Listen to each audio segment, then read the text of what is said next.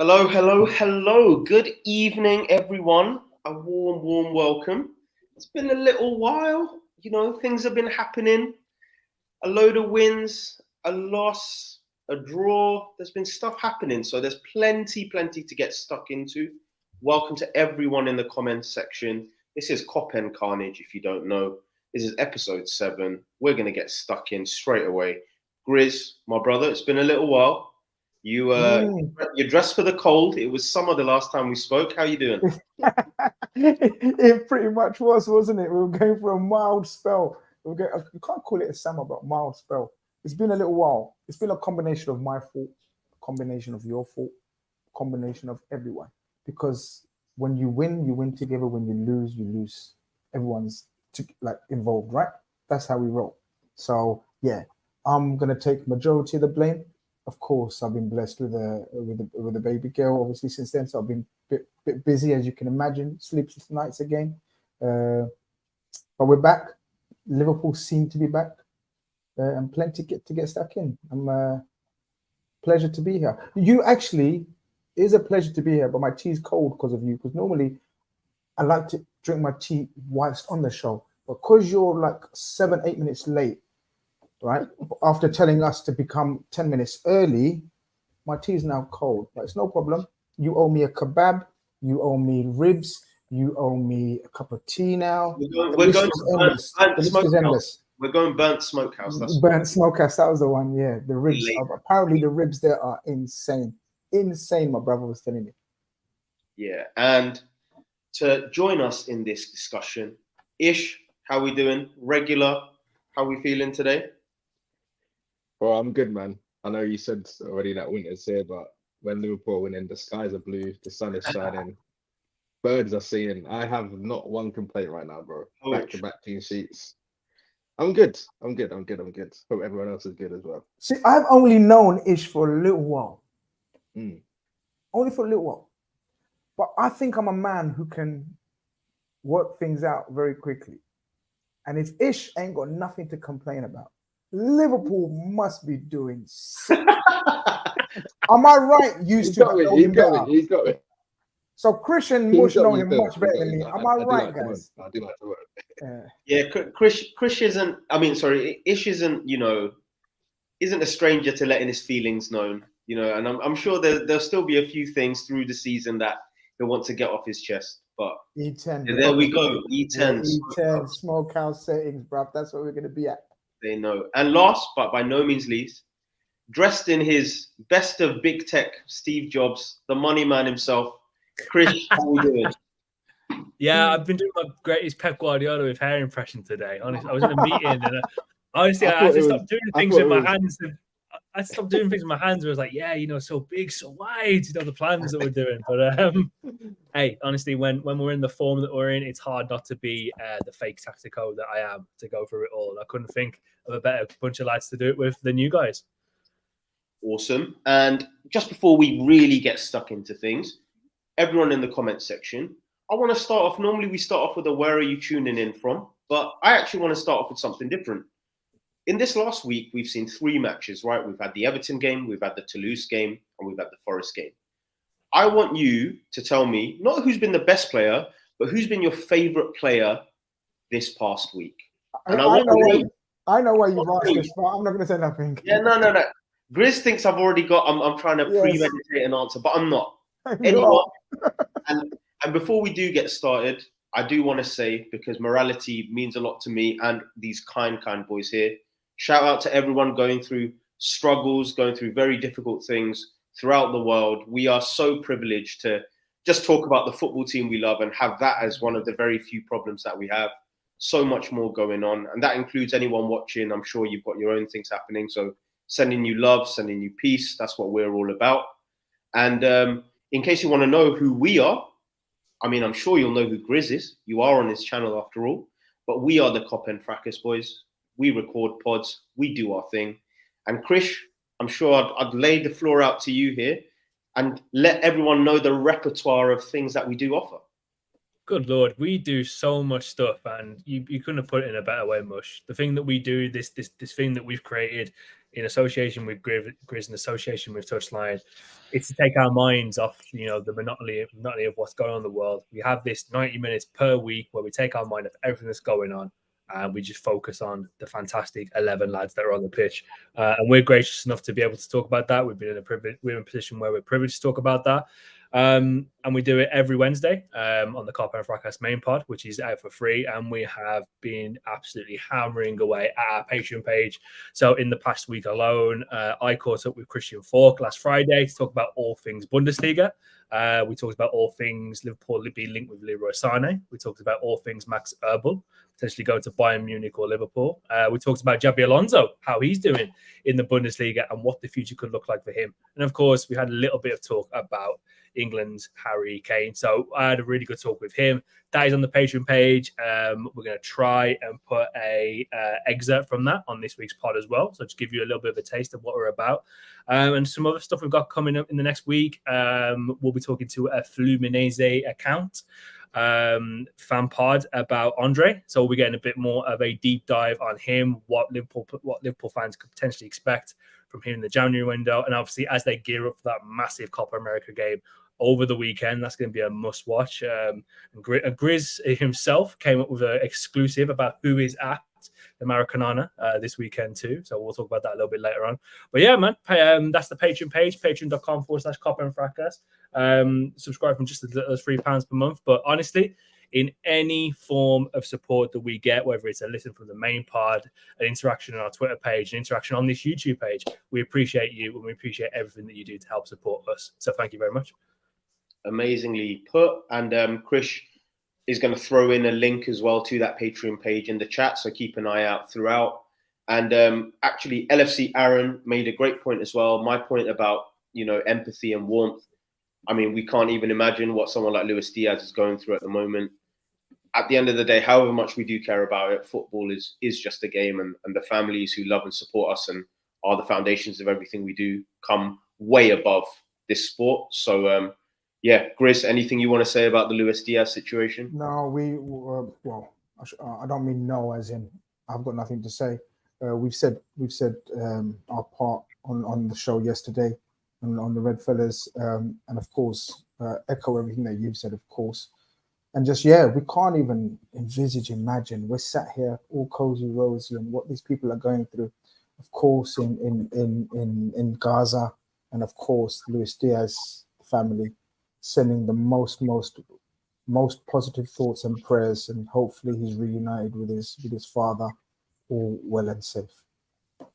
Brilliant. So I think through all of that difficulty that we're talking about, let's do what we do best. Let's relieve all that stress onto our love of this football team. And Ish, no better time to kind of lift our spirits when we're coming off a week of 3 wins. Things are looking on the up for so many different players. Just on an emotional level, how you been feeling watching the team? Been good, man. Been good. It's kind of what I expected from this little run, kind of post I think the Brighton game was probably the last game before the international break. We all kind of looked at the fixtures and said we want wins. We want to see our form board and just see green up until the City game. And so far for the 3 games, I think our aggregate score is 10-1.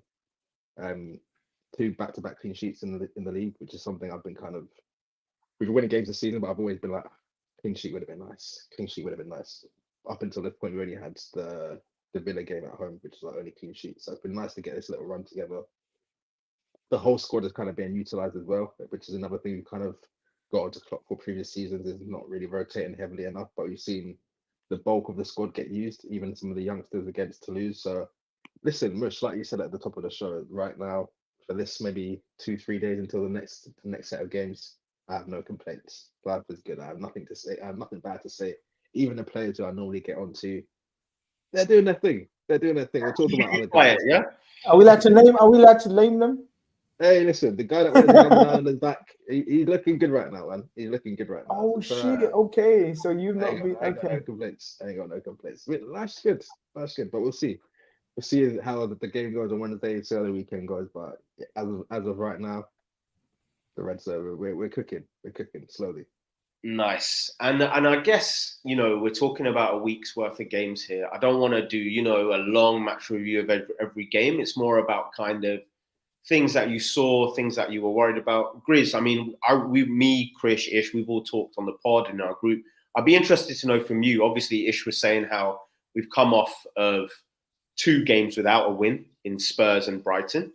And then we kind of went into the Everton one where there was pressure there. There was pressure on a derby level. There was pressure on a need to get back to winning ways if we want to achieve stuff level. How were you feeling before the game, and how do you think the team responded to that kind of expectation? So even though we were winless in those 2 games, we all know, even the glass half empty guys, let's say, knew that they were almost fake results in terms of we didn't deserve to lose either game or drop points, sorry, I should say, in either game. We should have definitely not lost to Spurs. We know the circumstances around it. And we know Brighton, last 10-minute set piece goal, we had chances, namely Gravenberch, who should have put the game out of sight at 3-1.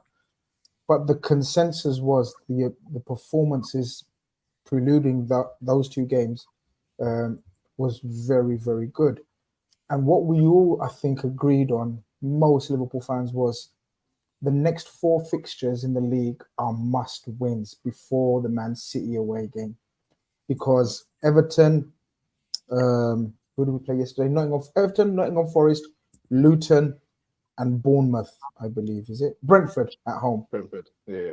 These are the 4 games that we said that we need to convert. So we all said, what a very good start to the season. Wow, what a good start to the season. But to turn it into a, hello, what a brilliant start to the season, we needed to maximize 4 wins out of those 4 games I've mentioned. And 2, we've swatted away, I'd say. I think that's the best way of putting it. We've swatted away 2 of those games. Luton away will be a different type of fixture. Of course, the size of the pitch, ground, everything. And then Brentford, we've seen only a few days ago against Chelsea, can be a bit awkward to play against. So 2 different kind of tests. And then obviously, in my opinion, the ultimate test in European football right now, which is going away to Etihad. So yeah, it's been a very good start, and it's been an excellent start to the period that we said that we need to overcome to make it a brilliant start. And I mean, Krish, I'll come to you for this. I mean, Ish talked about how, our aggregate score is approximately 10-1. We've got goals, we've got great defending happening. What's kind of a theme that you felt kind of represents the week that's just gone, and you feel the team has really shown? Consistent intensity. There's not been one thing from last season that's popped his head up at all. And obviously, there's been so much change, and we look at them in the midfield for a start. There's just an abundance of technical ability in that midfield, and it's just so nice to see. Even when it's chopped and changed, against Toulouse, it was still there. Against Everton, it was there. Against Forest, it was definitely there. It's just being able to have all these different chess pieces that we can use in this midfield is just so nice and refreshing to see. And even when circumstances aren't going for them, so even though they were clearly dominating against Forest, because they didn't score in the first 20 minutes of the game, they didn't get in their own head and thinking, it's just not going to happen today, especially against that kind of low block. So just having that consistency to keep going and going and going and trusting in themselves to know a result will come, it's just been really refreshing to see. Oh, it's just so good. So good talking about all this positive stuff about the team. I want to get into, and Grizz is probably going to laugh, I want to get into one of the main events of the evening, which is to celebrate a player who, has been eased into the team, a young man who is showing a huge amount of talent, a huge amount of ability and variety in his game. Before we even get started, we're going to be talking about Ryan Gravenberch, but I want to know from the comments, I've got my question for you guys, which is, by the end of the season, what do you think Ryan Gravenberch will be worth as a transfer fee? Not because we want to sell him. I just want to know what you think he will be worth as a player by the end of the season. But let's get into it, man. Grizz, I haven't really heard you talk about Gravenberch. Not saying that you don't talk about him, but I haven't heard your opinions on him. We've been waxing lyrical. I don't know if us in our little echo chamber are overstating it, but this past week, Toulouse game, Everton game, Forest, what have you made of him as a starting key player for the team? Impressive, man. Impressive. He's showing glimpses. And I say glimpses because it's still a small sample size. Regardless of how much we want to go overboard with him, regardless of how much we want him to do amazingly well. The sample size, if we're going to use the same sort of measuring stick we use for other players in the league, other club signings, whatever, it's a small sample size. I believe that was his first start in the Premier League, guys. Someone help me out here. Maybe I'm wrong. Did he start the derby? I can't remember. He started against Everton, and then he started against Toulouse as well. So yeah, Toulouse, but in the league. So Everton was his first league start. Yeah. And we saw the ability that we, or some, knew he had. When we were linked with Ryan Gravenberch, I had shout out to the guys. We talk Ajax, the lads from Ajax, brilliant set of lads. If you want to know all things Ajax, go and check my guys out. I had a couple of their contributors on, and they were like, if Klopp gets hold of Gravenberch, that's all they kept saying to me. Grizz, if Jurgen Klopp gets hold of Ryan Gravenberch because he's been wasted at Bayern for whatever reason, and we know, without generalizing, we know Dutch players can be very moody if not shown a certain level of love and respect, But whatever. That's their problem. That's Bayern's problem. That's Tuchel's problem and the previous manager, Nagelsmann. Yeah, their problem. We've now got, I believe, the young prodigy that was coming through at Ajax, Ryan Gravenberch. I think it's a fresh start for him. Of course, it's a fresh start for him. Sorry, it's evidently a fresh start for him, mentally, physically, and just you can see the crowd. Like I was at the Everton game. And he's one of those players that gets you off your seat when he gets the ball. Or if not, get off your seat, you arch your back like, okay, what's he going to do? He's got that touch. He's got that poise. He's got that balance. And he's a tall guy. And to have that, touch, poise, elegance, not all 6 foot plus central midfielders have that. In fact, very few have that. Yeah. And he's a rare breed from that angle. So a great start, a positive start. And I believe he's got, obviously I'll give you my figure of your question at the end. I believe he's got so much more to give to this team. And I mean, Chris, you're a man who's normally deep in the numbers, a very analytically literate person, I must say. One of the most I know out of the Liverpool fans. In terms of what Grizz is talking about there's still levels to go. In terms of what we've seen from Gravenberch so far, what do you think, kind of previous to him joining, the numbers were showing?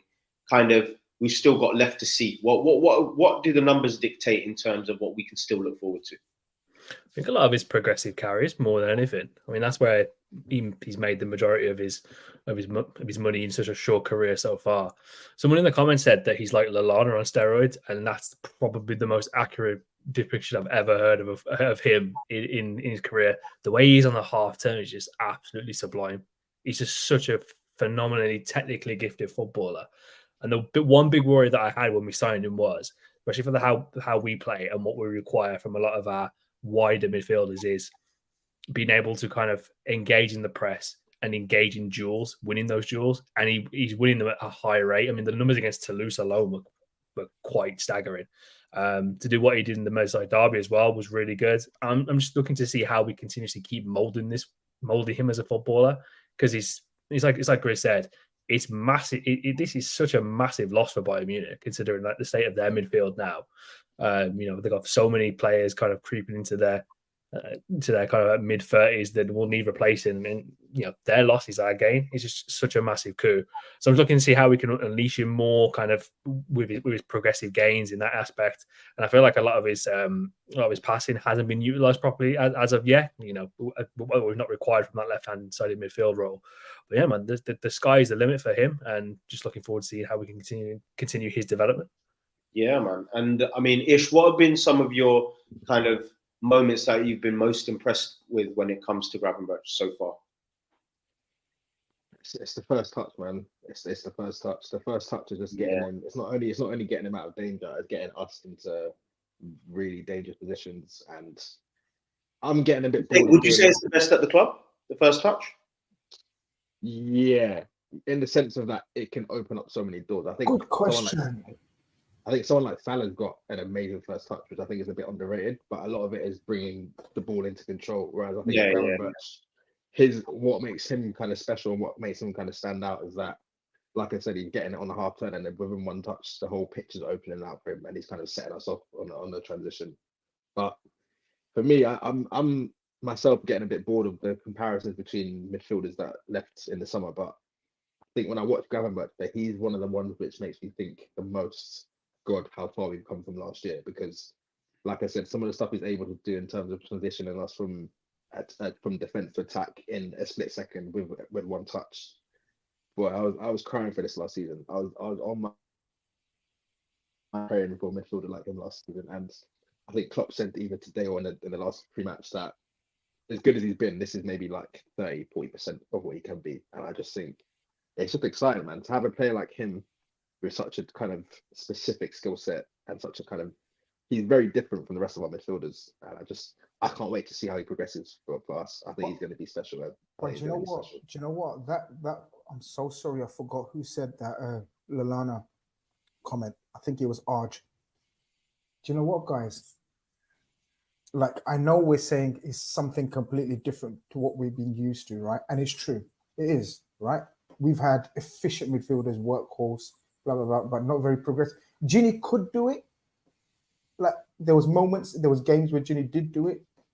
But if we go back to the start of the Klopp tenure, maybe it was something he was trying to cook back then with Lallana, but Lallana Emre Can used to do it as well. And Emre Can.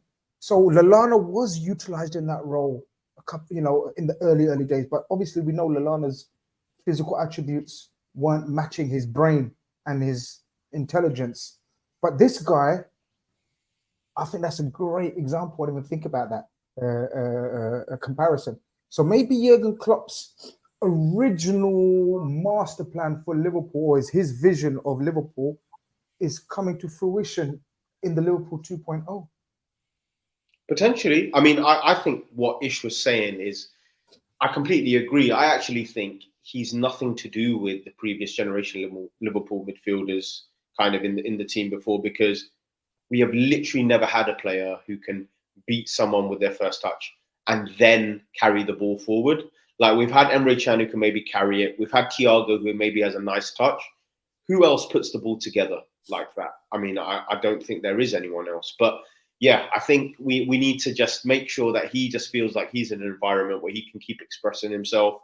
I think Chris is spot on in terms of passing. Maybe he's felt like, I don't want to do too much coming into the team because it took time to break in. But I don't mind a player taking a risk with something creative. I don't really think we've seen him try any through balls or anything yet. So I think it's what, like Grizz was saying, there's just so much to come. And it's just so exciting that, like we keep saying, this entire group of midfielders are growing together. We might see the best of them in 2-3 years' time. And even in their development phase, they might win 2 or 3 cups, which is an insane transition period to have. So yeah, super exciting. I saw, Grizz, you might want to share it. There was a comment from Total Eclipse. I like this one. Never you're supposed to be that guy. Man. That's who's Bremen's problem now, yeah? I think we've got Total Eclipse ask me a question, but I think this can come to all of you. So Andre, of course, kind of heavily linked, like Chris said at the start of the episode. 2 other midfielders you're starting alongside him. Now, easy answer is to say that every game requires a different set of players and a different set of skills. And that's always going to be the natural answer. But let's say it is this. Imagine we're playing against Man City. Man City at home. Who would be the two players that you think would play either side of Andre if Andre were the one to even start in central defensive midfield? For me, it's easy. These guys can debate about it and think about it. For me, it's easy. There's no way I'm playing Andre and MacAllister in the same team. It would have to be one or the other. Oh, yeah. It would definitely be the powerhouses next to him. So even though I'd say Andre is a more tenacious MacAllister, a more robust MacAllister. Would you say more defensively minded? Much more defensively minded, yeah. Much more natural in terms of defensive awareness. And then if that was the case, and that's harsh on MacAllister or whatever, but you put me on the spot and said, if, he came and had to make a choice, because we're going to touch upon MacAllister, of course. And then it'd have to be one of Jones or Gravenberch. I'd say Jones has still got that position above Gravenberch. Okay. Alongside, I named him Demonic Szoboszlai. I like that. It was accidental. It wasn't meant to be. Me and my pronunciations. But everyone said, "Yo, let's stick with Demonic." So yeah, he's a demon, man. He's like Szoboszlai is probably for me. Here we go, guys. For me, alongside Salah and Alisson and Virgil. Don't say it. Don't say it. He's there. He's the first name. He's in that category of name on this team sheet. 2 players, yeah. I'm telling you, he's in that. He's in A category. Category A. Would you? Go on. I hear it because I was just gonna say I hear it because I think the drop off between him and you'd say his deputy is probably Elliot, really, isn't it? On that sort of right side of the 8.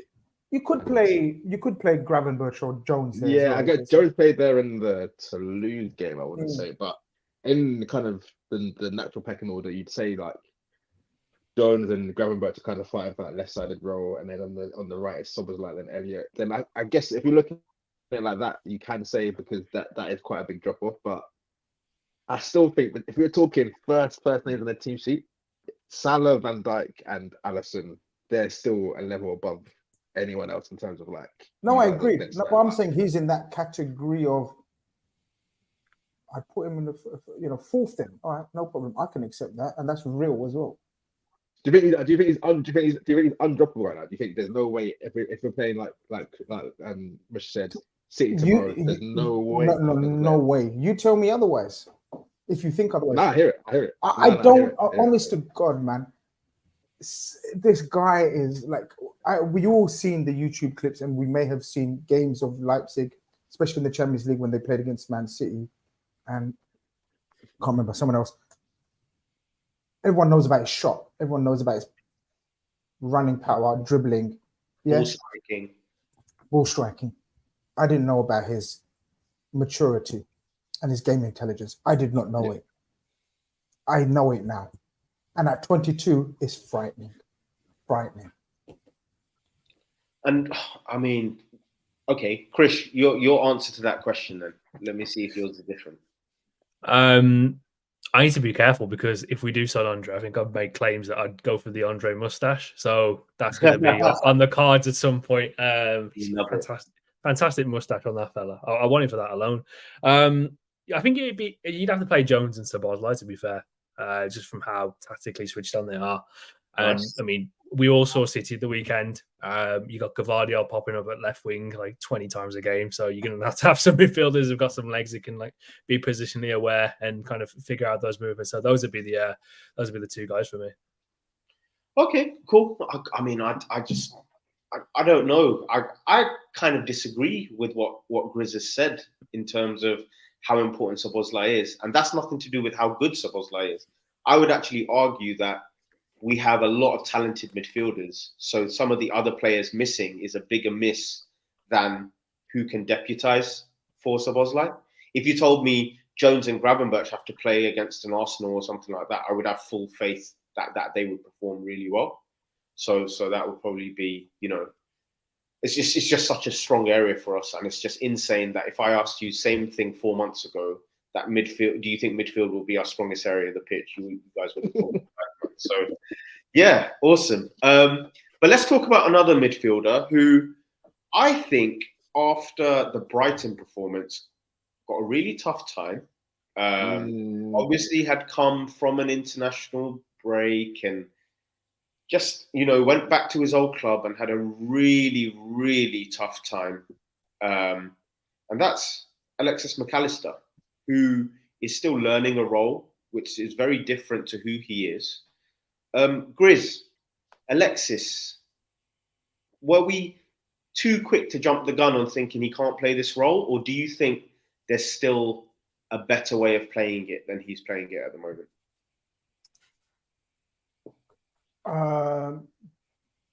Were we too quick? Yeah, I think so. Because history proves, especially with Klopp, give him time to use the attributes of said player in his formation and the way he wants to play, and then judge. Again, if I'm going to say it's too much of a small sample size to judge Gravenberch, even though Gravenberch has been good, I have to be fair and say it's too much of a small sample size to write off Mac Allister in the sixth as well. I think there's games that he can play there very well. Nottingham Forest on Saturday, where I thought he was immaculate, absolutely immaculate. I think we're being unfair because it's something different, and we know one of the greatest midfielders in recent times, Fabinho, for us, took a whole 6 months to a year to settle in to that position. So many were writing off Fabinho. Do you remember when Fabinho played in the single six? A couple of times. Could you argue that at Monaco he was a holding player? And also, I think you've extended that adjustment period way too much, surely. 6 months, man. It took him 6 months. He played at Arsenal. Yeah, man. He played against Arsenal at the Emirates, and it was horrible. It was horrible. Yeah. It took 6 months, man. Fair enough. Yeah, he did. Sorry, go on, Ish. No, it's just the only thing I will say, and I do agree with you, Grizz, in the sense that we've been quite up and down in our judgment of him. But again, I think his form has been quite up and down. But I still don't think, whatever date we go to the Etihad, I don't 100% feel comfortable about him looking dead in the eye and seeing Rodri there and saying, listen, I'm the DM, you're the DM. Let's start today. I still don't think. But would you feel comfortable at anyone doing that though? I was just going to say, probably the best midfielder on the planet. The comparison that you've put him up against is frightening for this is the level we're trying to get to, though. This is the level we're trying to get to. I hear you. I absolutely understand, and I agree with you there about that aspect and that comparison. But what I would suggest, and I think Klopp is trying to keep putting forward, is he doesn't believe in a six like we believe in a six. He doesn't see a six like we see a six. And that's where we have to hold off our judgment. I agree with you. Overall, I don't want Mac Allister as my physical DM. Like me and you seeing it, like we're envisaging a six. What I'm saying or I'm thinking, I don't think Klopp sees it like us. I think he sees his number 6 as a controller, i.e. what he wanted Thiago originally as, right? That's why he bought Thiago, and then more 2 physical 8s that can be his lieutenants. And I think that's the way he wants his team to defend alongside Mac Allister. But Mac Allister has great tenacious capabilities as well. It's just we don't see him physically being able to stop a transition. Yeah. Look, I think the against the Forests and the Lutons of this world, like absolutely he can play that. Yeah, but Ish, how many Rodgers is he going to come up against in the Premier League? This is it, and I completely hear that. But I still think if you say to Klopp right now, we can even see it by the fact that we're going for Andre. If you're saying to Klopp right now, are you still looking to strengthen in that area? He'll say yes. I still think, although he's come out and said, yeah, we want like a very rotational thing. We saw that he tried to get Caicedo in the summer. We saw that he tried to get Diaz in the summer. I still think Klopp is kind of doing a bit not false positivity, but he's just saying because we're in this situation, Mac Allister is doing a good job. He's making do, basically. Yeah, he's making do, but listen, if you say look, January the 1st is coming, Klopp, what's your priority area? I still think he'll say, let me go and grab air. And listen, like you said, they're not going to go and find a Rodri straight away ready-made, but presence, that's the only thing I feel like MacAllister lacks in that area of the pitch. And listen, he's had a good couple of games, but I still think those I big agree away with you games, with the you want presence. someone in there you can just kind of say, like, you feel them in the pitch. I'm with see what I'm you. saying? I totally agree with you. I totally agree with you. But Andre doesn't fill that presence void. This is where I'm thinking Klopp doesn't see that 6 like we do. That's why. Or because the market not because like the Corey was there as well. No, man. He could have got Sangare, for example, who was up against us. He could have got God. But you get my point. Exactly. But that's my point. Like so many Liverpool fans were saying, go get Sangare, 6'5", 30 million. Let's go and get some physical beast in there. Klopp didn't, and Klopp hasn't. Like he's had 3 or 4 windows to resolve that, what we think is a glaring gap. He doesn't want his DM or his number 6 or his deepest midfielder, let's say, to be of that mold necessarily. He wants technician first, ball handler first, and then everyone be physical together as a team. But then why don't we talk about the actual 6 that's in our squad? And Chris, we'll come to you for this. We do have a 6, and he does play. He plays every Thursday at least, and that's Endo, who scored his first goal and seems to be winning quite a lot of plaudits at the moment. 2 things. How do you think he's slowly adjusting to the team? Because I feel like he's getting the least rope just because of age and so many other things. And do you think that he's kind of strengthening his claim of being actually a useful player in the Premier League as well? We know why he's getting the short end of the stick is because literally the whole Caicedo and Lavia stuff happened, and then we ended up with Endo. So it was all, even before that announcement hit, the ink was dry on the contract. He was a marked man really, but he was really good in that Toulouse game. First 5 minutes, I think for everyone was just kind of getting a little bit adjusted to that game, but no, he was really good. I think he's forward passing in terms of and how he broke the lines in that game was absolutely sublime. So I think Chris is completely correct, and this conversation of what we need from our deepest lying player goes into like a deep conversation of what is your modern day number 6. Because we had the conversation yesterday in the KopEnd group about Jair Polina and what could he potentially bring to Liverpool. And I said to the fans of Polina, show me one compilation with him where he's actually playing a pass that's more than 3 yards. Yeah, it got spooky. I tried to have a look. It got a bit spooky for me. It wasn't great. And then when we did the diagrams when we were looking at the progressive nature of his game, it was basically non-existent. So from the conversation we just talked about, to have like your pure destroyer as a number 6 who would be starting week in week out is absolutely insane. But I think what you do have with Endo, you have someone, if you wanted to kind of have that little bit of differentiation, a bit more physicality against your bottom 10 teams, and definitely within what we've seen in this Europa League run, he's completely perfect for it. And now obviously it's different strokes for different folks, right? He came towards the end of the transfer window as opposed to someone like MacAllister and Szoboszlai, who were at the beginning of the transfer window. So they've had their full preseason. They've gone through that Klopp Linders mini camp that all the Liverpool players have to go through. So he's just taking his time to adjust, and he's looking like he's going to be. I don't think he's ever going to be an out-and-out starter for us. That was never the plan for him. But he's just there as pure depth, and if he can deliver in the moments that we need him to, that's all we need at the end of the day. Yeah, I hear that. Anyone with any further thoughts? I guess for me, the big thing about Endo is, I agree with Chris. He's really good at turning on the ball and really good at wanting to play between the lines. I think the only difference is once you get to Premier League level, you just don't get the chance to turn on the ball as much, or you need to do really special things to give yourself that room. And I don't think he's capable of those special things. I think against anyone, I'd include a Newcastle, whoever, if he's coming on last 10, 15 minutes where we've got a lead and he just needs to be an extra shield of protection, I think he'll be absolutely fine. It's just, that run of 10, 15 games where if we had a big injury crisis and he needed to play, I think the eventual marginal lack of quality would start to show. But I do want to talk about another position. We've talked a lot about midfield. Guys, we had a debutant. We don't have a lot of those that play in the team, but Luke Chambers, appeared at left back. I think we all know what Tsimikas is. I'm sure the comments will have.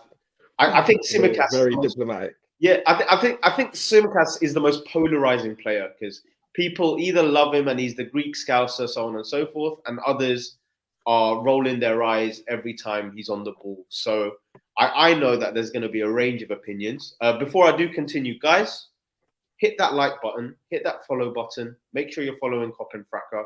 I think it goes without saying that you should be supporting this show, supporting Grizz. We're having a great time with you guys, so keep it up. But back to Tsimikas. Talk to me.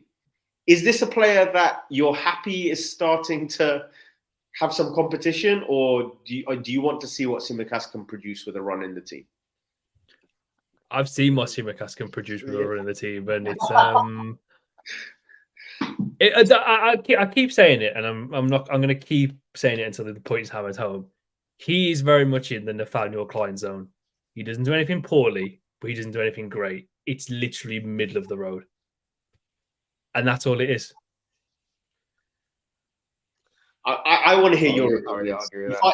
If I start, I won't finish. So Grizz, you let us. Go on. I want to hear your opinion. I haven't heard it, so go on. I know you're hosting, but I want to hear your opinion because I don't know. I'll give my opinion in a minute. Go on. Yeah. Okay. The Greek Marino. Yeah. That's too far, man. That's too far. Yeah.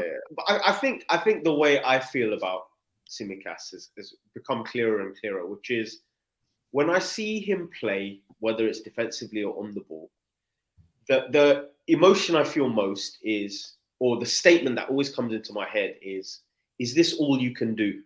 And I always feel like that when I watch him play, whether it's the pass he chooses, whether it's the speed that he can overlap, whether it's his ability to make a good decision when tackling. It's just like he never does something. And you don't always have to be an amazing player. Example I'll give is Robinson, who plays at Fulham, right, as a left back. He's not a great left back at all, but there's times where he can either burst up the pitch or knock a great cross in or whatever, which is so much higher, like increases the team's capability of scoring or doing something good. I just never see Tsimikas do something that is better than what any other fullback in the Premier League can produce. So that is where I am, and that is where I'm stuck, because I just think I would rather have a kid who is currently at a lower level than Tsimikas and eventually becomes something better than Tsimikas. And I'm happy to go on the journey because the other areas of the team are good enough to compensate. So that is my personal thought. Do you want to go, Ish, or shall I go? I'm just gonna quickly say, you know what it is with Tsimikas? I think Chris even brought it up on the group chat yesterday, but he's got a serious lack of intensity to his game, and I feel like in the Prem, if you're playing wide, PMP is like a prerequisite. You absolutely need to be an athlete to play wide in the Prem. We're either looking at rapid wingers or wingers that are converted to fullback and that they've still got that pace. But I just think with Tsimikas, I watch him play sometimes and there's very little urgency. And I feel like to be that sort of lackadaisical on a ball, like kind of relaxed, you need to be exceptional technically. And he's not that either. Because Trent sometimes... It's that Maxwell level, right? That's what you need. Yeah. Trent lacks intensity sometimes, but he's so exceptional on the ball. You're like, bro, you can slow the game down. You can pick out a pass on a sixpence. Tsimikas hasn't really got that either. He's got that one kind of whipped curled ball from the left. That's the only real tool he's got in his arsenal that's like above average. So I just think when I watch him play sometimes, I'm just like, going forward, you're not really moving me. Going the other way, you look right. You can get skinned quite easily as well. So we've kind of seen what he's good at, what he's capable of. This is kind of it for him. But we don't really want to see him be on the run that he's on right now, where he's going to be playing 6, 7, 8, 9 games in a row. But we're talking like we spoke about Etihad already. Like I would be looking at the next couple of games, what's Joe Gomez saying as a left back, because I feel like look, we're going to the Etihad. He's going to be up against either Doku, Foden, any one of them City wingers. They're causing them problems. It's really not looking great for him. So I just think for Tsimikas, get through this run into Robertson's back, but I don't have any particularly high expectations. My thing when I watch him play, just don't make any mistakes 1v1. Just don't cost us a goal. Kind of get by going forward, but you're just there to fill in at the moment, which is fine. He's a squad player. You don't want your squad player, like you don't always expect your squad player to kind of go above and beyond. But I have very kind of little expectations with Tsimikas. When I watch him play, I'm just like, don't fuck up. Just don't fuck up today. Then you've done your job. That's it. I don't have any big expectations otherwise. But I think I'm with Ish. Yeah, I was listening to all of you guys' opinions on him, and I didn't know which way. I didn't want to. I'm not a fence sitter normally, but I was ready to sit on the fence with Tsimikas because it's like, what do we expect from him? But then I knew someone's going to throw the line at me, like we're Liverpool Football Club, where we expect our squad replacement, whoever comes in, to be of a certain ability, and the levels of the team or the standard of the team won't drop. Really, is that possible in all the positions? It's not. It's just not possible, guys. And sometimes you have to have those squad fillers. And when the way Ish ended his monologue, no, I'm joking. The way Ish ended it, I agreed with everything what you said, because I'm just want him to come in and job done and wait for Robertson to come back. If Robertson's out, okay, do another job. Don't make a mistake, Tsimikas. Like, I don't want you to be the fall guy, because we're kind of expecting you to be the fall guy as well. So don't do what we expect. We don't expect you to be brilliant, but we don't want you to make a mistake. I think he's got brilliant delivery. I know what she was asking, what does he do above average? I think he's got can I just ask, you're saying it's brilliant. Is it brilliant because it's genuinely brilliant compared to most players, or is it brilliant because it's the only thing he's good at? Nah, he said. Okay. That's nasty, bro. That's nasty. You might be right, but it's nasty. No, I think. Okay. I think he's very competent with both feet. That's an attribute of his. Not many fullbacks in the modern game, or not many footballers in the modern game are, what's the word, two-footed? Ambipedal. Yeah, you told me that a couple of weeks back. Yeah. Last show, I forgot it. Ambipedal. I'm keeping a little dictionary for you. Yeah. Yeah, he's two-footed. He's very good with his right. He's competent with his right foot, which helps him get out of trouble a lot of the times. You analyze him, you watch him carefully, and if he wasn't two-footed, he'd make far more errors than he actually does, because his right foot and his dribbling ability gets him out of certain situations. But I agree, he's not. I think we're so used to elite standards of fullback over the last 6 years. We're used to probably the best combination fullbacks in Premier League history. One of top 3, right? And so our standards are so high. Tsimikas doesn't reach those standards. But then I'll ask the question, who does reach those kind of standards? But I agree with you as well, Mush, in terms of now is the time to groom someone into that role, and we'd rather see the journey. But yeah, just before we get everyone else's opinion on that, I'm going to say something early, hot take, call it what you want, harsh, whatever, but Chambers ain't that guy. Nah, I don't think so. Interesting.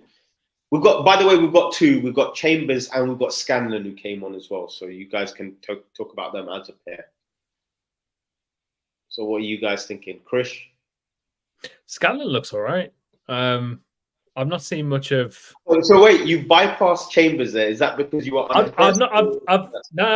I've seen more of Scanlon than I have of Chambers, to be fair. Oh, okay, cool. Whenever I've seen Scanlon for like the youth teams, he's looked fairly impressive. But it's just one of the things, isn't it? It's like, especially for a fullback, I always think it's just quite difficult, depending on where you get your first exposure to top level football. So if you're going up against that tricky winger who is gonna put you in a bit of a blender, that's your first real test. And yeah, I don't know about Chambers, man.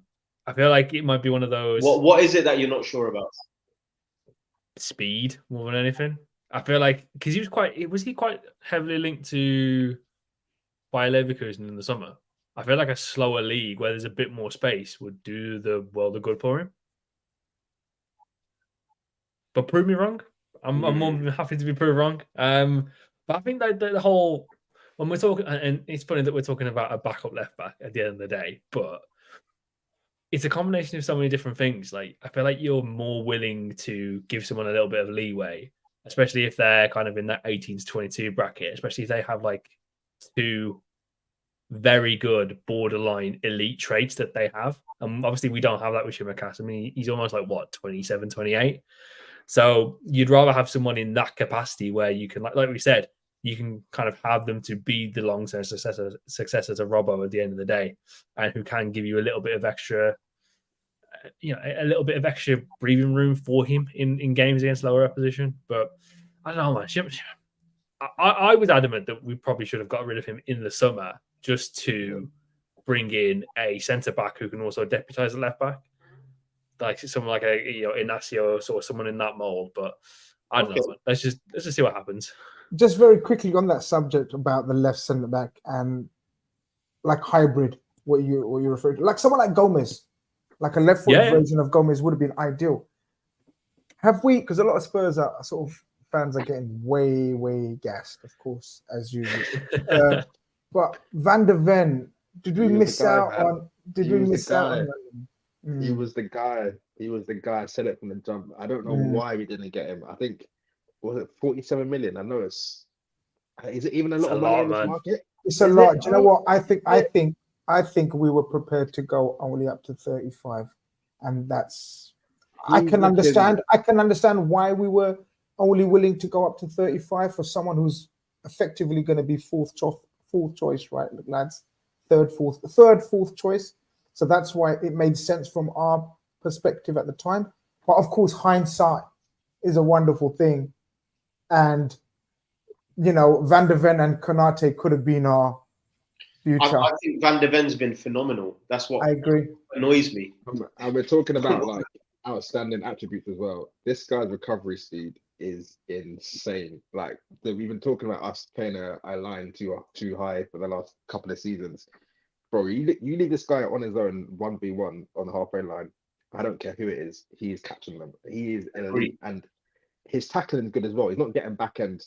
Listen, Ibu sometimes gets back and he does the foolishness, doesn't get the ball. This guy's recovering the ball more often than not as well. He looks special, man. He looks special. I'm so glad we missed out on him. So glad. Hackers, who's not a Liverpool fan, says third, fourth choice. Really, wow. I actually think he would be. I think he's not as good as. Of course, he'd be third choice. He's touching on second. He's touching on second. I think he's no. So you're saying no. No. He's in the Konate group. I'm telling you, he's in. Stop this. Konate has Van der Ven's had 3-4 games, guys. Let's not do this, man. I'm a Van der Ven fan. I've spoken about his attributes. Konate, I hate when people talk down on Konate. This is my just defense of Konate coming out. I'm sorry. I'm such a Konate stan. Is that what they call him these days? Yeah, Konate stan. I'm a Konate.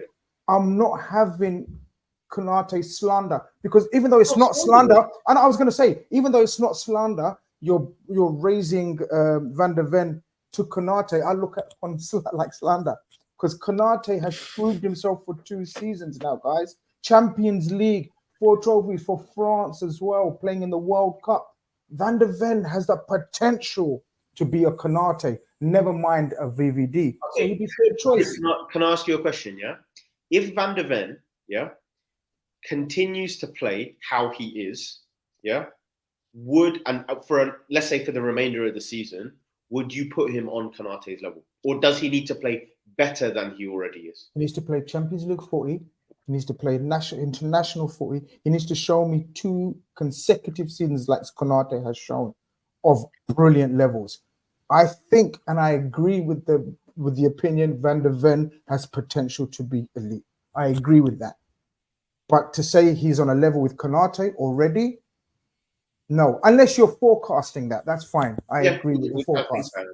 I can't argue with the forecast of him being as good as Konate. I'm not having him as good as Konate right now. And you know, man. And you know. The kid is special. No, I agree with that. Yeah, I agree with that. When you know that he's gonna be magnificent, that's fine. I can't argue with that. I mean, let's talk about the man whose place he would definitely not have taken, which is our existing left centre back, our club captain, who I think is hitting a level that is just going so under the radar, and everyone is just waiting for a mistake. Everyone's talking about last season.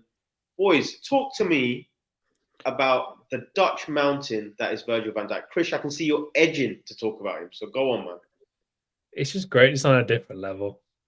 Like, I don't think people consider that though, Chris. Genuinely, I think if you talk to Arsenal fans, you talk to United fans, they are still stuck on the Van Dijk is washed and genuinely believe that wagon.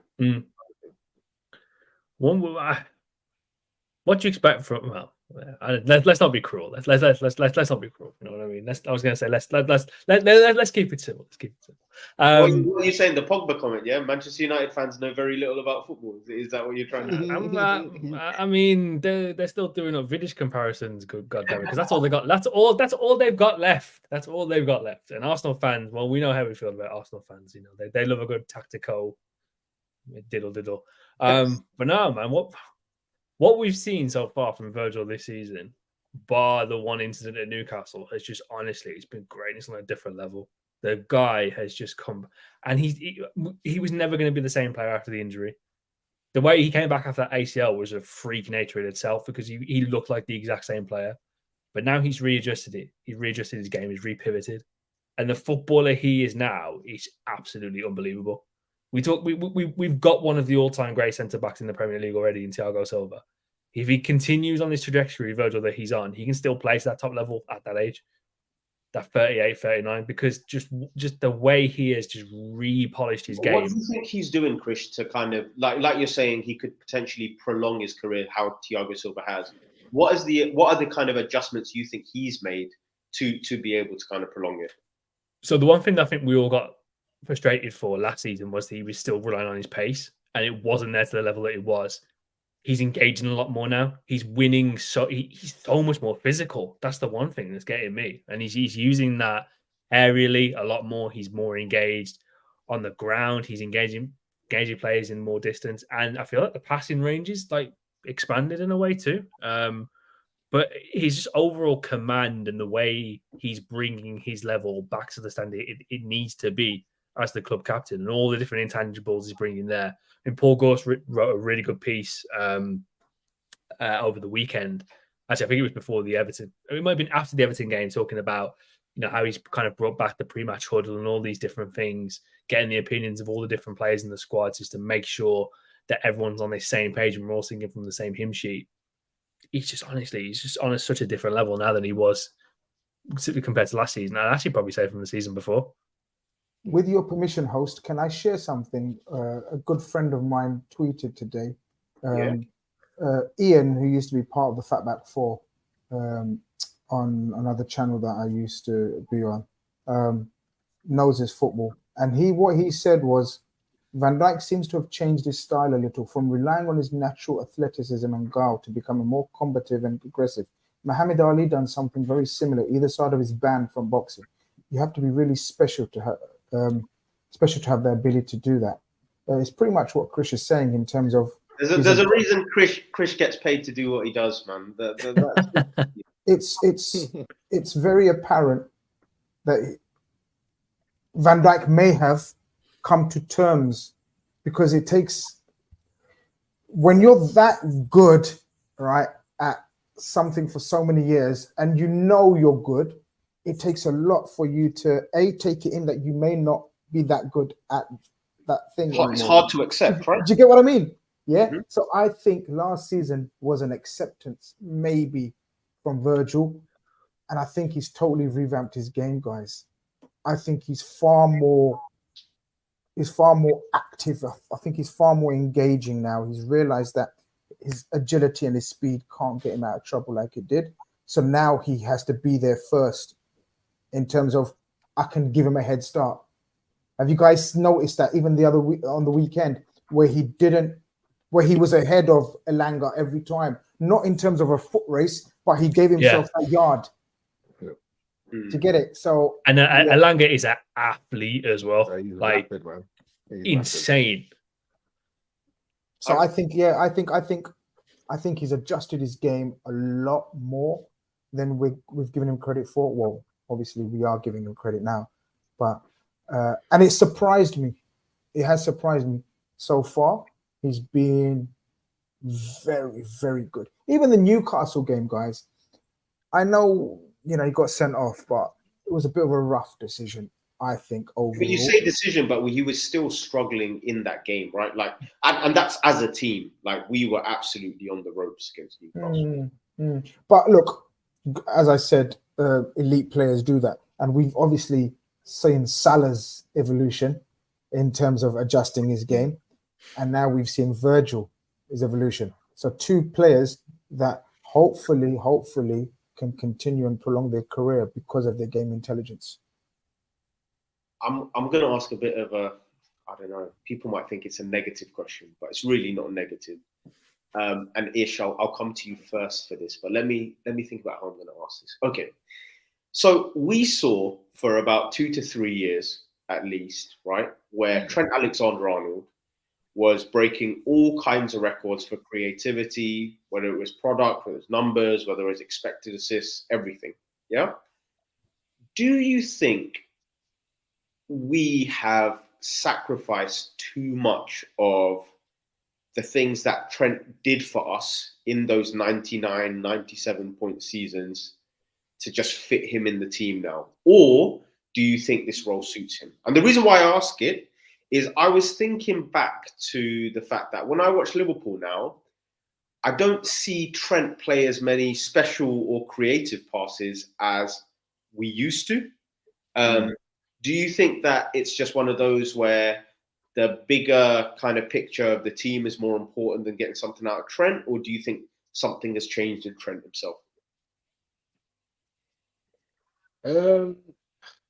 It's a tough one because I hear both sides of what you're saying. I hear it in the sense of I do think now we're far less reliant on Trent in terms of build up, in terms of creativity, and whereas it might not be great for Trent in terms of his individual numbers, I actually think it's better for the team. I feel like we've got more weapons now going forward. I think the COVID season where we defended our title 2021, we saw really when Trent was going for his rough patch, everything dried up for us in an attacking sense. Nothing was happening creatively because he was our kind of main outlet. Now we've got players on our team who can create more. Salah, who can kind of stand up and kind of take on the mantle in that sense. So I think everyone's chipping in a bit more now. I don't think we'll ever see Trent again get double figures assists from playing in that kind of right back role, unless he plays as an 8. But I still think now our team's not really catered to him as being our main creative outlet. But I think for the team it's better. I think for the team it's much better because we saw, like I said, in that COVID season when his form died, everything else seemed to die as well in terms of like us creating stuff. Now I feel like if Trent's not in the team, we saw he missed like 3-4 games this season already. It's not like we don't miss him, but Gomez was kicking in the inverted role. Szoboszlai was still creating. MacAllister was still there. Salah was still there. So for me, as a team, I don't mind it. But I hear what you're saying. Like, I do kind of miss Trent being on the end of our attack and just playing that final ball across to a Mane or Firmino. But we're asking for things that we're not going to get back again because teams started to find that out, which you saw. So we've now progressed, and now this new progression means that we're not seeing Trent in those positions as much. But it's good for the team, and now we've got more weapons. I think it's a good thing. I think it's a good thing. But I still kind of feel like we can get a bit more out of Trent. But yeah, I mean, Grizz, Krish, both of you really. Do you think then what Ish was kind of saying of the fact that in this new role that's expected of our right back, how Gomez has also played it on a fantastic level, is Trent elite at that role compared to the fact that we all know as a creative right back, overlapping right back, he was obviously elite. I would argue the best right back ever in the Premier League in terms of that role. Do you think you even need to be elite to play this new expected right back role? Chris? These are things I've thought of for the first time today. I was just listening, thinking we haven't really talked about Trent, and it's weird. There's a good point. I think he's better. It makes us less one-dimensional that we're relying a lot more on his creativity. we don't get snuffed out a lot easier, especially when we're going against these low blocks. Like when Everton went down to 10 men, you're not just kind of saying, okay, it's Trent and whatever the hell happens after that. So we're just a lot more of a well-rounded football team. And again, that makes him more of a well-rounded footballer. So we're actually I'd say we're actually a bit more reliant on his dribbling ability than his final ball in these games, which is phenomenal because it allows him to just develop more as a footballer. So when he does eventually make that transition into midfield or into attack, who knows? Is it happening? I know we talk about like every step Trent takes into this like final Pokemon evolution of his. Are we actually going towards something for Trent specifically, or is it just what the team requires? Which one is it? I mean, it's kind of where he plays now, though, isn't it? Like if you look at his like average position on the pitch, he's basically in midfield. So it's just I don't know. Again, what is a right back in modern football these days? And I'm glad there's not a lot of Chelsea fans in here saying Reece James is a modern right back. Play a game of football first, that would help. But we've just seen like a more well-rounded footballer. Like I thought he made a really good point the other day, saying that he looks a lot more athletic. Like he just looks a lot more sturdier. He can engage more physically, which is helping his build has changed completely, right? Like completely. I don't even think he can move. I don't think he is like he was before in terms of if you look how much is filled out in the shoulders and everything. Like he looks like he's been built to be more robust because he's playing centrally. Don't you think? Yeah. I think it's very apparent that he's being more aggressive, and I totally agree with Ish that it's a good thing that he's not our sole inventive force. Like so many times, we actually played him there because we didn't have the technicians and ball handlers, and we don't want to go back to the midfield and speaking about, oh man, blah blah blah. They've gone. They were brilliant servants for the club. Whatever, no problem, man. You know what I mean? Let's not do revisionism. But now we don't like as good as Trent is, and we know he's magnificent on the ball. We've got Szoboszlai and McAllister, Gravenberch, guys, and Jones, who are all excellent technicians. So therefore, we're not relying on Trent, who still may be better than them at certain passes, but we've got between them the skill set not to rely on Trent, and so Trent can focus on other aspects of his game, i.e., concentrating more on his defensive duties. And I think that's not been spoken about enough. I genuinely don't think it's been spoken of enough. I think he's been far more active. I think he's far more defensively aware, especially at the far post. And I think sometimes we overplay that. I think Brighton was a big game for that. Yeah, I was going to say with that defensive thing, I know we weren't, recording our show at the time. I still have no idea why Jurgen Klopp took him off against Brighton because Mitoma couldn't get past him. And Mitoma only started getting into the game when Gomez actually came on. So it was almost like Trent was the better defender. But I'm happy we had that chat. I guess the reason why it kind of spurred a thought in my head, Grizz, was, when you were talking about Szoboszlai, about where you put him. And I was like, through no fault of Trent, but because of how our tactics have evolved, he's probably more important to our team than Trent is now. If I told you Szoboszlai might not play or Trent might not play, you'd probably be more devastated that Szoboszlai isn't playing in the team. And that's probably been a big change. But last but not least, I do want to talk. We've talked so much about the back end of the pitch, midfield. Let's talk about some goals, man. We're scoring them for fun. Everyone's chipping in. Everyone's having a good time. And the first man I want to talk to, me and Chris have a laugh about this guy probably once every few weeks. I think, Grizz, the first few episodes we talked about Diogo Jota, it was all about stink fests covered by a goal, right? First touch, trampolining off and not doing anything. I would argue that Jota has completely flipped how he's playing to be an absolute dribbling machine at the moment, riding past challenges, fantastic goal threat as always, but he seems to be the one who's adding quality rather than ruining moves now. And I don't know how it flips. So, boys, talk to me about Diogo Jota and how this form is completely flipped. I'm gonna defend myself. If you're putting me in the category of talking about Jota Stinkfest, I think I refrained from participating. Oh, really? Yeah, because I don't give a shit about my forward. Okay, let me word it right in case you know what I mean. I don't mean it. It comes out wrong. But okay, my forward, just my opinion on forward, especially when you've got the likes of Diaz, Salah around him, whatever, and the midfield that we've got. I'm not overly invested in my forward being able to drop deep, link up play, because you're not gonna find Bobby Firmino's just like that. So if you're gonna adjust the whole game and adjust the whole setup, like we evidently have, and we spoke about it on the Red Fellas last night, how I think we're transitioning and we're actually preparing ourselves for the Salah. No more Salah being our pivotal forward. We're playing Salah in a total different role and expecting goals from Nuno, Jotas, and Diaz and whatever, and Gakpo. I think I want my forward with the mindset and mentality of a Jota, because he can have a stink fest. When there's a chance to be had, he will be there. He will be there. When there's a situation that's messy and it needs a tap in, he will be there. If you're not having a great game, just the rest of the team, he will be there. For me, he's one of the most elite mentality-wise forwards around. Oh, really? Mentality-wise. We know he's not pleasing to the eye. We know he hasn't. I'm saying he is. At the moment, he is pleasing to the eye.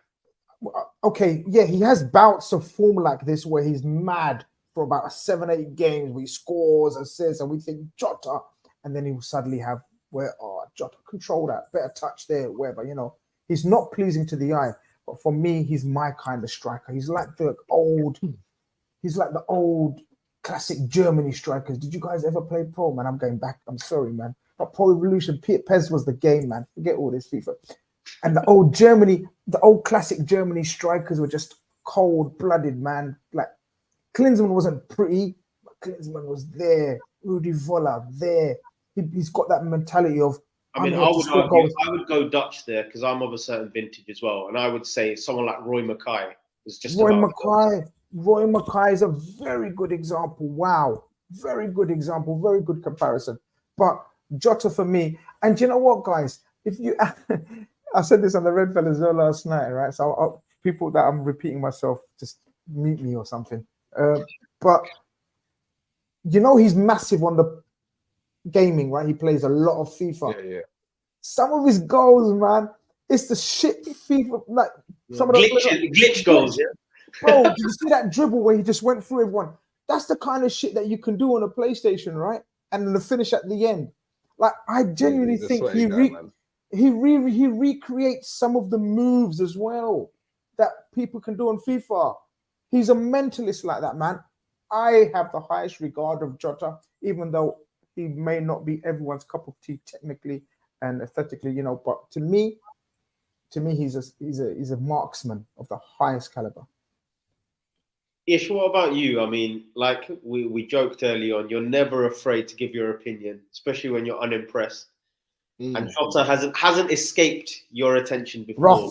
What are you thinking? I mean, he's been very good last 2 games, let's say. But let's call it spade a spade. He was thinking earlier on in the season. He was getting goals. Like he was thinking. And one thing I will never sacrifice. I hear what Grizz was saying in terms of like your shooter's just got to shoot really at the end of the day. But I will never compromise first touch on a football pitch. If the ball is bouncing off your shin and going to your position, that's non-negotiable. But one thing with Jota, he's always been the case. Stick him against the bottom 10 teams in the league, he's eating. He is one of those guys, like, if you stick him against the lesser teams in the league, he will eat. He's not messing about. Rebounds, just little sweaty goals, he'll get those goals. And you need that in a season. You need the guy who's going to get you 10 to 12 goals in the league, and he'll get you that no matter what form he's in, he'll still eat. That, for me, like, you need that in a squad. And in terms of like backup strikers in the league, you're looking at like Eddie Nketiah's, Jota, Alvarez. Like, he's he's definitely in the top two. Let's put it like that. Apart from Alvarez, he'd say he's kind of the go-to guy. And you, like I said, you need Jotas. You need your guys like that. But for me, he still lacks that kind of finesse that I like in a player. But Jota, he does what he says on the tin. He's gonna play. He's gonna shoot. He's gonna score. Yeah, I don't mind that. You need your Jotas. You do need your Jotas. Like, listen, Arsenal fans right now, as much as they will Lord Gabriel Jesus, they will swap him for Jota in a heartbeat. I don't care. I don't care what anyone says. They will swap Jota for Gabriel Jesus in a heartbeat. If you want someone to put the ball in the back of the net, Jota is your guy. And he can be having a stinker, but he'll still find a way to score. And I've got a lot of time for Jota. He's one of those I only appreciate him when he's injured, but he can piss me off at times. But listen, I'm not stopping Jota for many strikers, in the league. I'm really not stopping him for many strikers. I think that's a brilliant assessment of Ish. Like, you can tell Ish is not his. It's like me and Nunes. Like, Nunes is not my type of striker. Right? And people jumped on the summer where I said he's not my type of striker and said, "Oh, you didn't rate him." I said, "No. If you let me finish that statement. If you go back to that video what I made, I said Jota's not my kind of striker, but Klopp will make him work for Liverpool, and he'll be very effective for Liverpool. He's just not my type of striker." And I think Ish is like saying the same about Jota. It might not be your stylistically preference of a striker, but you can't knock him, and you rate him and you respect him for the, like what you said. He does what he says on the tin. This is so good to hear, because we're talking about a player who's probably not even in the first, his fourth choice at the moment. And I mean, Ish, I'll come to you, but recently, before the Manchester derby, actually, Sky put up that graphic of all of the listed of Man United attackers and the number of goals and assists, and there were just zeros everywhere, right? And exactly. And when we flip that to what it looks like for Liverpool, where everyone's on a 3, a 5, a 9.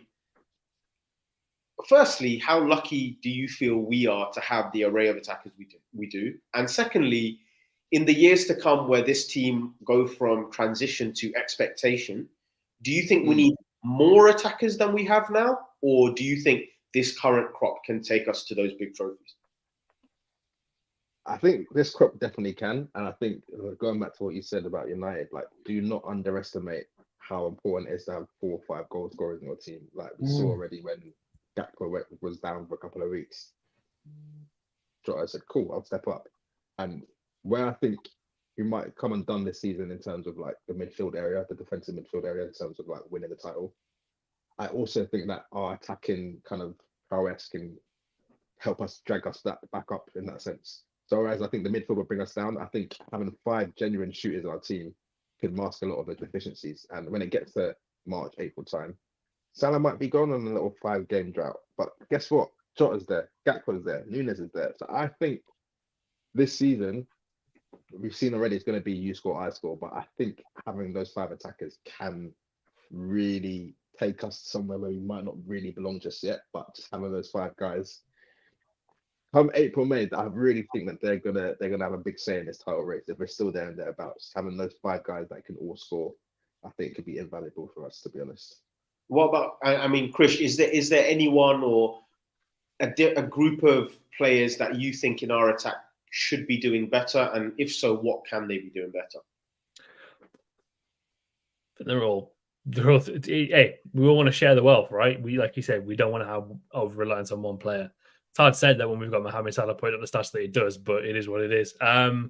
I think they're all delivering in their own respective ways, and they will all continue to do so from now to the end of the season. So I think Nunes coming into his element is just fantastic for every single footballer involved, because it just means there is that presence that's consistently going to be in the box. So we've seen it with Szoboszlai. We've definitely seen it with Salah. Those two, their connection is unbelievable. And that's why, obviously, as much as it kind of like was a bit of a blow not having Diaz at the weekend, we had Jota who can come in, and his impact was like that. He picked up exactly where he left off against Toulouse, because he was one of the better players in that game. And what we've seen, and it's so funny when we're talking about Jota, like what happened against Spurs was just so bad. Like, words can't describe just how smelly that cameo was. Like, that might need its own segment, just where we just go through like every like intricate detail about how bad it was. But You got to give the guy credit. He's come back from that and he's just looked a million times better. He's assured in what he does. Maybe it's because he's racked up his ultimate team by now and he's got it sorted for the rest of the season. So that might be a big factor. But he was phenomenal against Everton. He didn't score. But then the 2 games after, he gets his goals and you can just see the confidence seeping through him. He's just a lot more confident on the ball. Obviously, he can play inside now. So having those guys and then having it been supplemented with technical abundance in midfield to take the line. Chris? What do you think about Gakpo? Do you think he's doing the right things, or do you think there's more that he can be doing? After the start of the season, I wasn't too sure what the manager wanted from him. Obviously, playing in midfield and the under reliance of a false 9, but he's going to have these moments to play in games away from home where we're probably not going to see a lot of the ball. Does he play against City away? I think that's going to be the big test, really. But as long as he does his job and just puts the ball in the back of the net, that's all I can ask from him. I hear you, and I think that's the big thing, right? Is like all of you guys have been saying it in terms of no football club has every player in form at the same time. But the thing is, when your best players aren't in form, how good are the other players to compensate for that? And, the likes of Arsenal have seen that when the likes of a Saka aren't doing well, it's very difficult for a Fabio Vieira or someone like that to come in and deputise. We are so lucky that the level drop between our on-form attacker and the attacker coming in is almost non-existent. Sometimes the level of attacker coming on is even better than the one who's been playing. So, yeah. It's so apparent, though. It's so apparent because I genuinely believe we win at Brighton if Gakpo and Jota were available as the subs. How many times have we brought on one of those or one of our 5 to come and change the game or finish off a game? I mean, it's happened almost weekly, right? So we were winning 2-1 at Brighton, right? And we weren't able to make the changes. We were because we had no subs. And we would have brought them on, fresh impetus, pressing like demons as they do, pace on the counter. We would have definitely won at Brighton. It just shows you how important it is. Jota was 100% the one, Brighton, where even towards the end of the game, we're still getting those chances. If there was one man, if there was one man, you'd stick a tenner on to kind of like put it in the back of the net by any means necessary. If it went off his arse, off the side of his face, he will put the ball in the back of the net, and he's the one guy you put your money on. Exactly that, yeah. I mean, I wanted to, just before we go, we obviously got a game tomorrow, guys. Cup game. You guys, we saw our team, season before last, win both cups. I feel like it created a good appetite in the club to want to keep winning kinds of cups. We've all talked about how good this squad is and how good the quality is. Everyone's got minutes in their legs. Do you want to see us pushing for these cups, or is it one of those where the league campaign's stronger than you thought and you'd rather we focus on the league? Where are you guys sitting on this? I'm trying to win it. I'm trying to get that day out to Wembley again, man. That's what it's all about. Nice. And Jose Mourinho talked about how important that League Cup was in 04-05 to winning the title and to getting that first belt under the new players. I think if we can get Szoboszlai's, MacAllister's and Nunes as that first trophy for us come the end of the season, we need that. And there's not that many hard teams left in it if you're looking at it really. City. A lot of them went out in the last round, right? Mm-hmm. Yep. And then you've got United and Newcastle playing each other as well. So I think we should be looking at that. I think we'll go stronger than we might all think as well tomorrow. I think we might go quite strong for it. I mean, it's surprised to see like a Virgil starting. Is Bournemouth away? Are you guys kind of conscious of any kind of threat? Bournemouth recorded a win on the weekend. Semenyo with a really good goal. Billings from the halfway line getting a goal. They're coming in with some belief. Do you think that they'll go with the strong lineup, or is survival so important for them that they might forego? I think their manager's under pressure, huge pressure. Iraola, yeah. Yeah, brought in with a big reputation, this and that, and I think he's fighting to save his job apparently. The owners were at the game on Saturday, so I think it's kind of like say no more. Yeah. Especially when you see what Gary O'Neill's doing at Wolves as well, with such a short turnaround. Hurts. That hurts. But it must hurt. Smoked him on Monday Night Football as well. Told him all his tactics. Like, yo, yeah. Can't believe you. I didn't even know what I was gonna do. Like, crazy. I'm absolutely with Ish in terms of I want to win this. The feel good factor, especially with the new team. Like, if this was last season's squad, I would have said I can't give a shit. I need to get but you get what I mean. They've won that. They've been there. Yeah. I need to focus on the Premier League with these brothers. But because of the new players, they need to feel what it's like winning with Liverpool. Anything. And League Cup, as you said, Mourinho talked about it. So the likes of Nunez, Szoboszlai, MacAllister, these guys need to know what it's like winning a trophy at Wembley, and it breeds good, strong mentality. So I'm up for it. In terms of team lineups, I don't think we're going to go as strong as some people think. I think it's going to be usual midweek lineup. You think we're going to see a Doak? I don't think he's been training long enough. Yeah. I think we may see.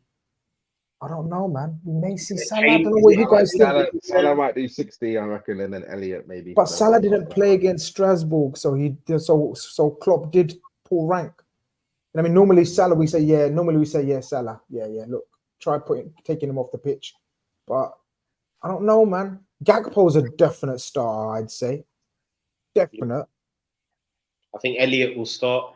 Diaz, of course not, right? So that changes the plans a bit.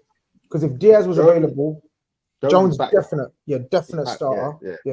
I think Jones, Elliott, Endo. I think our midfield picks itself. Okay.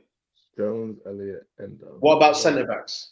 Is it Kwanzaa? Is it Kwanzaa Gomez? Okay, Kwanzaa and Matip. What do you think? The problem with Kwanzaa and Matip, that's so much of a muchness. Both of them are like, you defend. Nah, you defend. Nah. Yeah, I need some. That's what I'm saying. Ish knows. But Matip has been that guy this season, man. Guys, let's just. I know we haven't touched upon Matip, but you got to praise the. Like, I was his biggest critic. Humble pie, bro. Humble pie. The guy has shown me fighting spirit. I didn't know Matip had it in him. I didn't think Matip could revive goal as well, though. Show me a last minute own goal as well. Listen, he was the best defender on the pitch that day. He was a warrior, man. He was. I hate that I have to be him, but no. The two of them together, I don't like that combo. I don't like that combo either. But what about left back? Do you think Chambers gets another game? Yeah, I think it's going to be another Chambers job. Yeah, it's going to have to. But the Gomez one is the interesting one then, because if Gomez, like Chris is saying, might start centre back, or we're suggesting he might instead of Kwanzaa, because he didn't start Kwanzaa against Strasbourg, so he may think let's just go with the official third and fourth choices, which is Gomez and Matip. But then does that mean Trent starts? I think Trent needs to start. I think Trent needs a game where he is by far and away the best player on the pitch and has one of them ego boost kind of games. I would actually start him because I don't. Didn't he?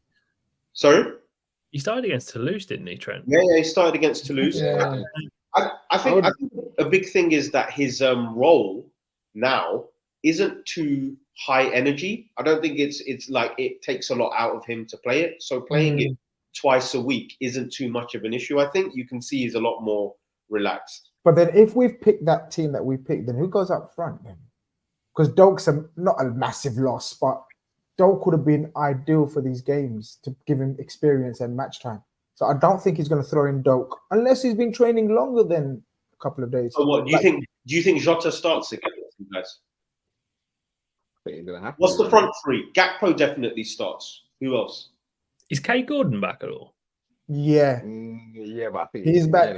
But I don't think he's ready to start because he's only played a couple of small stints in the end. What about in the comments, guys? Who would you start as a front three? Unless Elliott starts right wing. That's what I'm thinking. And then Gravenberch. Yeah. Gravenberch. Continue with the Gravenberch. Yeah. Because you took him off after 60 minutes, remember? Yeah, I don't think he was great. I don't think he had his best game against Forest, and maybe again. I told Mush this. I said. This might be. He's back. I told Mush that as well. I said Gravenberch had his weakest game against the other day. But I think Gravenberch goes again, you know. I think Elliott starts on the right. Do you think we're rinsing Gravenberch a bit in terms of how many games? No, man. He hasn't played football for 2 years, man. He needs to play. Yeah, I was going to say, that was like the first time he went on the gap. He went on the gap last season. Elliott, Gakpo, and Jota, AK says. Gakpo, Jota, Harvey. Would you guys you know how Gakpo had a lot of success on the left at PSV? Would you give him a run on the left, or is it up front or nothing for Gakpo? We haven't seen it in a Liverpool shirt. I don't really have any comparison for us, at least. But I wouldn't be against it. Wouldn't be against it at all. I'm not sure if he's got the pace to be off the wing. Do anything. He'd play it differently. He'd play it like a equivalent of an Elliott on the right. Yeah. How Elliott plays the Salah role, Gakpo would play that that version of on the left. I don't like Gakpo wide. I've never liked Gakpo wide. They can't both start on a wing. Elliott and Gakpo. My opinion on Gakpo pre-Liverpool was based on his wide performances, hence why I didn't rate him. But again, he's another one who's taught me that I don't know nothing about football, where he's changed his game, or Klopp has changed his game to be very effective through the middle. So I think Gakpo is likely to start in the middle. And then Jota on the left. With rest Nunes, right? We all agree. Yeah. I don't know, man. I like seeing Nunes eat, man. I like seeing Nunes get that goal tally up, man. Nah, man. You never know when it's gonna come though. The games that you're like, yeah, you're gonna get a brace today. It's easy. He'll do foolishness. So there's no point banking on Nunes goals. But listen, I think it'll be this. I think it'll be Gakpo, Jota, and Harvey. Yeah, and I think Gravenberch, Jones, and Endo. Okay, and then what? Kwanzaa, Matip, Trent, and Chambers. That's what we're saying. I think Trent might rest and Gomez start. Okay, cool. Okay, I can see. But definitely Chambers, yeah. And then what? Kelleher in goal? Yeah. Well, I was just gonna say he needs to have a better game than he did against Toulouse. Because one of the goals went straight through it. Well, no, the goal went straight through him, and then he nearly conceded. Again, it's one of those positions where you've got to have some rhythm and game time, and it's very hard to come in now and again.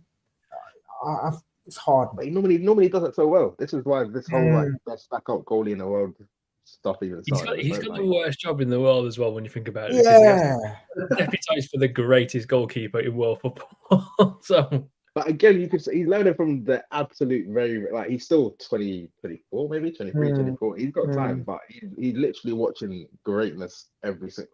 I would argue it's the best job in the world. I'd love to watch Alisson in training every single day. Full of master saves after master saves. It's different watching it. It's different watching it than replicating, though, isn't it? You know what I mean? Very.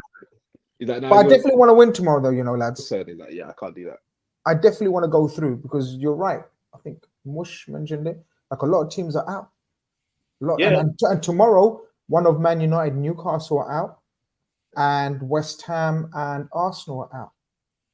So I'm telling you, there's no one in this competition. Like we need West Ham tomorrow is West Ham v Arsenal and Man United versus Newcastle. Two of those, and we need to get through. If we go through, we're clear faves. Cool, man. Well, everyone in the comments, before we do leave you, please make sure you leave that like. Make sure you leave another comment. Recommend it to your friends. Tell your friends to recommend it to another friend. I cannot wait to see you guys again. We'll be back on our normal slot time of Monday nights. Krish, maybe a last plug of everything KopEnd, because I think KopEndFracas deserve another spotlight. Everything KopEnd, man.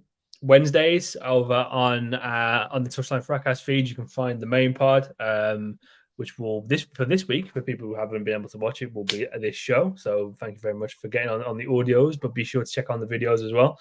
Patreon page, we are booming over the Patreon page. You are guaranteed free bonus shows per week where we preview and review the games in a bit more depth. in the past literally 2 weeks and kind of upcoming.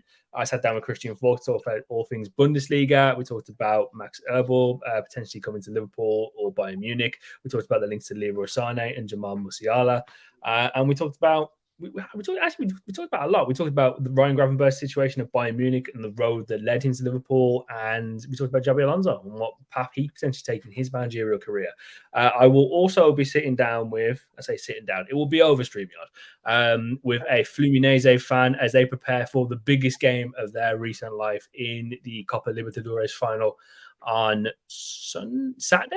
It's going to be early in the morning. They're taking on Boca Juniors in the Maracanã. That will be one to watch for sure, because we will have all eyes on Andre, and that will be the player we will be talking about. So yeah, man, patreon.com/KopEndFracas, £3 a month for all of our bonus content. So if you do like what you've heard from myself, Ish, Mush, and Grizz might drop on now and then, please be sure to sign up for that.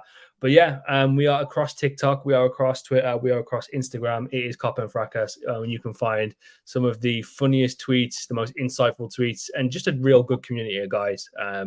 So yeah, come be part of the family. I'm actually waiting for an invite. I haven't had an invite, so I just want to reveal that I haven't had an invite. I just want to out you lot. Just haven't had an invite. The invite's always open. I'm just saying, I haven't had an invite, man. Listen, your daughter needs some time, all right? There's only so much you can talk about Liverpool, okay? let that little angel hit 6 months before we start, you get on an episode, all right? You got me. Bide your time like a 2018 Fabinho, all right, mate? Yeah. You got me. Well, thank you very much, everyone. The pleasure's been ours. Peace and prayers to you. Take care.